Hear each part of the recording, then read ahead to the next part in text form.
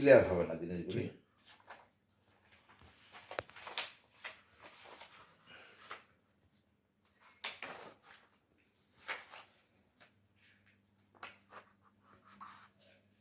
তাহলে মারুফ-জামানকে আপনি দেখছিলেন? মারুফ-জামানকে? মাহমুদুজ্জামান দেখেন, আমি প্রথমবার গুম হই, বেসিক্যালি প্রথম থেকে শুরু আচ্ছা করি। আচ্ছা আচ্ছা আমি প্রথমবার গুম হই জি এটা 2011 সালে। আচ্ছা ওটা হলো জুলাই মাসে জি 9 তারিখ। জি আর এই ঘটনা ঘটে কারণ আমি যখন র্যাবে ছিলাম জি 8 সাল পর্যন্ত, সেপ্টেম্বর মাস পর্যন্ত, 8 সালের প্রথম থেকে কিন্তু এস্টাবলিশড হয়ে যায় যে আওয়ামী সরকার আসবে। জি আমরা যারা ছিলাম ওই সময় র্যাবে, আমরা বিএনপি মনে হলেও নিরপেক্ষ ছিলাম। জি কর্নেল গুলজার, আমরা বাড়ি, যখন গুলজার স্যারা বলে হাসিনা থিয়েটার চেঞ্জ হয়ে গেছে, এখন কিন্তু নিরপেক্ষ নির্বাচন কী হবে জানি না, আওয়ামী সরকারের উপরে মইনু আহমেদ আস্থা এবং ওটাকে এসে বাইসা নিছে। তো অনেক বাকবিতণ্ড কথাবার্তা হয়, তো বাট ফাইনালি আমরা উনি জানালেন যে আমরা আওয়ামী সরকার মইনু আহমেদ অর্থাৎ আওয়ামী লীগে লাইন আপ করে কথা বলবি আর উল্টাপাল্টা কথা বলবি না আওয়ামী লীগের বিরুদ্ধে। তো আমি চুপ ছিলাম, ঠিক আছে। এরপরেই আমার আসলো যে আমাকে রয়ের সাথে কাজ করতে হবে। আমি এই জায়গাটায় ঘুরে দাঁড়াই, রয়ের সাথে আমি কাজ করতে পারি না, করলে প্রশ্ন আসে না, গাদ্দার হয়ে যাবো, দেশের বিরুদ্ধে যাবে। জি আর আমি যে টাকা হিন্টাস তাকে সুবাদে পার্বত্য চট্টগ্রামের অনেক কিছু আছে মনে করেন, সেই জিনিসগুলি আমি জানি, জি সেই জিনিসগুলি আমি জানি। জি তো জানলে হয়েছে কি সমস্যাটা, জি তা আমি তো এগুলি তারা চাইবে সেই জিনিসগুলি আমাকে দেখাই দিতে বলবে, আচ্ছা আমি সেটা করবো না। জি যেমন 7 সিস্টারের ইনসাইডেন্সিগুলি আমাদের পার্বত্য চট্টগ্রাম এলাকায়, দুর্গম এলাকা, সাদেক ওই এলাকাগুলিতে সীমান্ত কাছে থাকে, আসা যাওয়া করে, নিরাপদ স্থানের জন্য থাকে। জি এবং পারিবারিকভাবে অনেকে বিবাহিত, সেম টু সিলেট এলাকা, সেম টু আপনার মনে করেন হবিগঞ্জ এলাকা, ভিন দেশি ইনসাইডেন্সিগুলি আসা যাওয়া করে। জি এবং কথা হলো এগুলি যদি আমার বলে দেখাই দাও, কী কারণে দেখাবো, কী খুশিতে আমি রকে দেখাবো, আমি তো কোনো খুশির কারণ দেখি না। সুতরাং আমি সম্পূর্ণভাবে ডিনাই করি। তার বহু চেষ্টা করে আমাকে ব্ল্যাকমেল করে তাদের এই প্ল্যাটফর্মে আনার জন্য, বাট আমি রাজি হইনি। পরবর্তী আমাকে পোস্টিং করে দেওয়া হয়, আমি চলে আসি।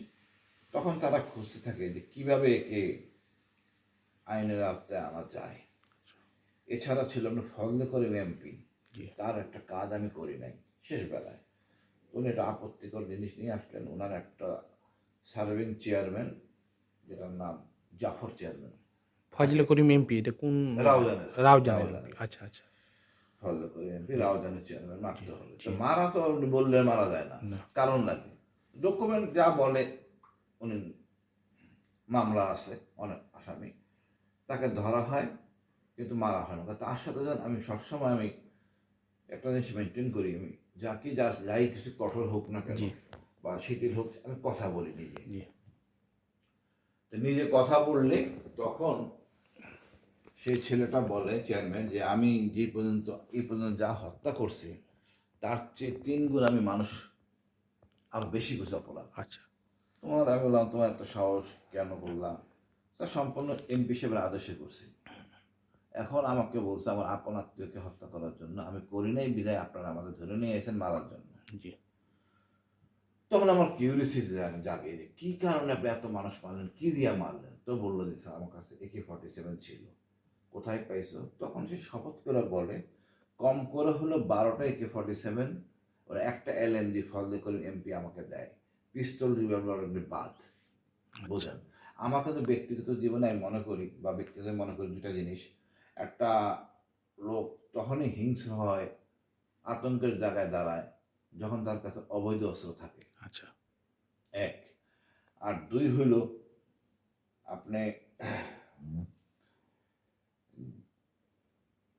মানে জনগণের যদি সাথে না থাকে আপনি টিকতে পারবেন না। তো ফজলে করিম এমপি এই লাঠিল দিয়ে কাজ করতো, তো তার অস্ত্রটা যদি একজন লোক থেকে নিয়ে আসা যায় তাইলে কিন্তু পরিস্থিতি স্বাভাবিক, শান্তি বিরাজ করে। তা আমার টার্গেট ছিল আমি একে জেলে দিয়ে দিব, অস্ত্র পরে উদ্ধার করে নিব। আর ফজলে করিম তখন আমাদেরকে অফার করে যে আমি স্পটে মারলেন আমি 2টা AK-47 দিব। এমপি সাহেব তো ইচ্ছে করে তার মুখের উপর না বলা যায় না, টেকনিক্যালি তাকে এড়াইয়া চলতে হয়। তখন উনি রাজি হচ্ছে না যে প্রথমে একটা অস্ত্র দিবে, পরবর্তীতে 2টা অস্ত্র দিবে, এই অফারগুলি দেয়। তা আমি আস্তে করে না ভাই এটা সম্ভব না, এটা এই পর্যায়ে গেছে, উদ্দেশ্য হলে আমার অস্ত্র উদ্ধার করা। তখন আমি তাকে জেলে দিই। ফজল করিম জানে যেহেতু আমি জেনে গেছি অস্ত্রগুলি উদ্ধার হয়ে যাবে, অতি দ্রুততম সময়ের মধ্যে তদবির করে, যেহেতু আওয়ামী প্ল্যাটফর্ম দাঁড়ায় গেছে সেপ্টেম্বর মাসে 8 সালে, আমাকে দ্রুত পোস্টিং করে দেয়। আমি চলে আসি। এখানে আসার পর সে বিডিআর মেসাকার হয়, খালেদা জিয়া বের করে দেওয়া, আমরা উচ্চ ব্যাখ্যা করি। সে জিয়াউল হাসানকে টার্গেট করে, আচ্ছা, জিয়াউল হাসানকে দিয়ে ওই চেয়ারম্যানটাকে সে কাট করবে। কট করে আমাকে মারে। এবং জিয়াউল হাসান আমার পিছনে লেগে থাকে, কি করা যায়। বাট জিয়াউল হাসান ভুল করে ফেলে কি, আমার মোবাইল নাম্বার মনে করে আমার কাদের মেয়ের মোবাইল নাম্বারটা সে আইডেন্টিফাই করে। আচ্ছা, কাদের মেয়ে এখান থেকে কথা বলতো নাইকেনছড়ি। জিয়াউল হাসানের জ্ঞানের পরিধি খুবই নিম্নমানের, সে ধারণা নাই যে নাইকেনছড়ি রোহিঙ্গা জিয়া মানে কোন brigadier Zia, general Zia, general খুনি জিয়া। আচ্ছা, ঠিক তো আছে। সে মনে করে ময়মনসিং থেকে হাসিন স্যার কথা বলে নাইকেনছড়ি, ওখান থেকে সে বিভিন্ন জায়গায় যোগাযোগ মেনটেন করে। ও জানে না রোহিঙ্গারা কোথায় কোথায় থাকে। আচ্ছা, আচ্ছা, রোহিঙ্গারা বেসিক্যালি আপনার করাচি থাকে, সৌদি আরবের মক্কায় থাকে, কুয়ালামপুরে থাকে, চিটাগাং থাকে, 4টা জায়গায় রোহিঙ্গারা থাকে। এই থাকার পিছনে কারণ হলো আইয়ুব খান, আচ্ছা, সালেহ আহমদ আর কাশিম রাজায় 2টা গ্রুপ ছিল। জি, 62 সাল 62 থেকে 68 পর্যন্ত এদেরকে সারেন্ডার করে, পুনর্বাসন করে আইয়ুব খান। আচ্ছা, এবং বিদেশের 3টা জায়গায়, এবং চট্টগ্রামের।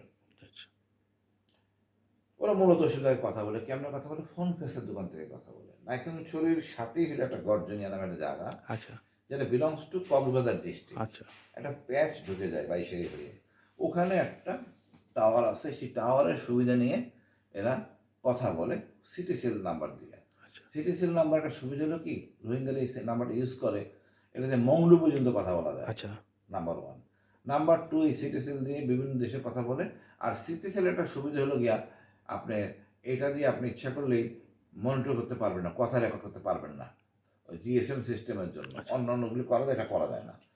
তো জিয়াউল হাসান দেশে ময়মনসিং থেকে নাইকেনছড়ি, নাইকেনছড়ি থেকে মক্কা, কুয়ালামপুর, করাচি, সব এগুলো তো মানে সরকারের সাথে ভালো সম্পর্ক নাই এমন রাষ্ট্র। জি, তো আমি মনে হয় ওদের মধ্যপ্রাচ্যের লোকজন নিয়ে কুটু করবো। আচ্ছা, একটা কু করতে গেলে বেসিক্যালি আপনার কিছু নিজস্ব লোক লাগে।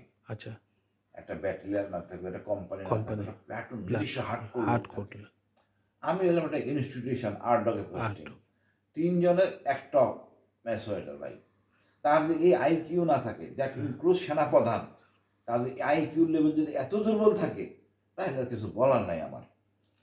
এটা সেনাপ্রধান হয়েছেন, এটা জেনারেল হয়েছেন, তারপরে আমাকে সম্পূর্ণ চাকরিরত অবস্থায় অবৈধ পন্থায় গুম করে, আচ্ছা, যার জন্য মামলা করা হবে।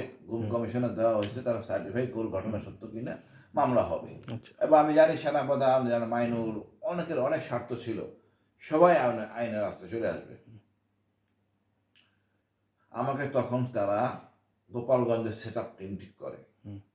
যখন দেখে যে আসলে এ তো মিলতেছে না, ওই কাদের মেয়ে বাড়ি গেছে, আমার মিসের সাথে কথা বলতে ওই নাম্বার মোবাইলটা দিয়া, তখন তারা বুঝতে পারতে ভুল হয়ে গেছে। এখন কি করা যায়, এখন ওই বাইরের যে অন্য অন্য তথ্যগুলি দিয়ে সে আমাকে আইনে আনার চেষ্টা করে। 7 মাস তাকে আমার আটকায় রাখে, পরে কোর্ট মার্শাল করে। আনে কি বিষয়, হরকতুল জিহাদের সাথে যোগাযোগ। আচ্ছা, হরকতুল জিহাদের মাওলানা ইহেকে আমি নিজে গ্রেপ্তার করছি, 14 দিন 24 ঘন্টা কাজ করে। হ্যাঁ, ডিজিএফআই থেকে বলা হয়েছে তোকে ছেড়ে দাও, আমাদের লোক ওকে অনেক কাজে লাগবে জেএমবি দমনের জন্য। জেএমবির ব্যাপারে আমরা আসলে কিছুই না, ধর্মীয় জ্ঞান আমাদের জিরো ছিল। কওমি মাদ্রাসা কাজ কি, দেওবন্দি মাদ্রাসা কি, আহলে হাদিস কি, কিছু জানতাম না। এই মাওলানা ইহাইয়া কিন্তু আমাদের শিখেছে। হরকতুল জিহাদ সবাইকে এই সম্বন্ধে যতটুকু জানে, কিভাবে ধরতে হবে জেএমবিকে, আমাদের জ্ঞান দেয়, আমরা উপকৃত হয়েছিলাম। আচ্ছা, 7 সিস্টার ইনসাইডের সাথে আমার যোগাযোগ। আমি ব্যক্তিগত মানুষ, আমার শত্রু আমার বন্ধু। পার্বত্য চট্টগ্রাম চাকমানে আমার সালাম দিবে না, আমি কোনো অ্যাচিভমেন্টও করতে পারবো না যদি 7 সিটার লোক আমাকে টুকটাক সাহায্য না করে। আর আমাদের এটা প্রথম থেকেই করতে, আমি সেই 84 সালে কমিশন ভাই, আচ্ছা, তখন থেকে দেখতেছি ওরাই আমার আমাদের আমার আমার তখন জন্ম আর কি। হ্যাঁ, ওই সময় থেকে দেখতেছি Right. ওরাই আমাদের সাহায্য করে, স্যার ওদিকে খোঁজ করেন, ওদিকে আছে, আচ্ছা, স্যার এই আজকে বাজারে আইছিল, ওরা আমার সাহায্য করে। সাহায্য করে। ওদের সহযোগিতা নিয়ে আমরা কাজ করতাম আচ্ছা, এবং এটা নিয়ে ক্ষোভ ছিল, এটা নিয়ে আমার চার্জে আনলো রোহিঙ্গাদের সাথে আমার কেন যোগাযোগ, রোহিঙ্গাদের সাথে যোগাযোগ আমার যেহেতু না এখানে সিও ছিলাম, আমি ডিজেফের আদেশেই কাজ করতাম। ডিজেফ ছিল কনফিউজ, একবার বলে লুক ইস্ট, একবার লুক ওয়েস্ট। আমাকে দিয়া এআরও নামে একটা সংগঠনকে ধ্বংস করানো হইলো, জি। আবার বলে এটাকে পুনর্বাসন করো। আর কি একই সরকারের সময় আপনি দুই রকম কথা বলতেছেন, তাহলে আপনাদের মধ্যে ভেজাল, খালেদা জিয়ার নাম দিয়ে দোষ দিয়ে তো লাভ নেই, আপনাদের মধ্যে ভেজাল। যা এগুলো নিয়ে চলে, এগুলি আনে। ব্যক্তিগতভাবে আমি প্যালেস্টাইনে মুসলমানদের যেভাবে সমর্থন করি, দোয়া করি, কাশ্মীরে মুসলমানদের সে এমনটা করি, রোহিঙ্গাদের জন্য করি, স্বাধীনতাকামী যত লোক আছে, সেভেন সিস্টার থেকে শুরু করে সবার জন্য আমার সহানুভূতি থাকবে, কারণ তারা যেন ন্যায় বিচার পায় তার জন্য, নট যে স্বাধীন হোক না, তাদের ন্যায় বিচার পায় নাই বলে তারা অস্ত্রধারী। তারপরে মনে করেন এইসব আদে বাদে জিনিস। ও আরেকটা দিল আমাকে হিজবুত তাওহীদ নামে একটা মামলা থাকা দিল। হিজবুত তাহরির, তাওহীদ, তাহেরি না তাহিদ বলে, তাওহীদ না তাহরির, এটা ওই যে কনফিউজ। শিক্ষিত লোকজন যেটা, ও হ্যাঁ হ্যাঁ, ওইটা হচ্ছে হিজবুত তাহরির, তাহরির, তাহরির। হ্যাঁ তাহরির, হ্যাঁ। ওরা ওরা, ওরা মিস্টার বাড়ি, হ্যাঁ, সে ফিনান্সের ফার্স্ট ঢাকা ইউনিভার্সিটি। আচ্ছা আচ্ছা, আমার শ্বশুর বাড়ি আর তার শ্বশুর বাড়ি হলো কি একটা লাইনের মধ্যে, মিরপুর দশ। আচ্ছা আচ্ছা, আচ্ছা, আমার শালীর বান্ধবীর বর, ও যদি লেখাপড়া জানে, আমি শেয়ারের ব্যবসা করতাম। জি, আমি বউ বললো এটা হালাল না হারাম, একটু যাচাই করো। আচ্ছা আচ্ছা আচ্ছা, এই যাচাই করার জন্য আর বোঝানোর জন্য আমি ওনার সাথে কথা বলতে যাই। আচ্ছা। কথা বলতে যাই, আমরা ট্র্যাপে পড়ার ব্যবস্থা হয়। আচ্ছা, এতে আমার দু একজন বন্ধু ওদের দর্শন মানে আমার জায়গায় লেগে যায়, না ভাই, একটা লোক স্বাধীন হয়ে গেলে, দেশ স্বাধীন হয়ে গেলে সে কখনো পরাধীন হইতে পারে না। রাইট। এখন আপনি মনে করেন সেই জর্ডানে আমির আসবে এই দেশে সৈন্য সামন্ত নিয়ে শাসন করার জন্য, এটা মানা যায় না।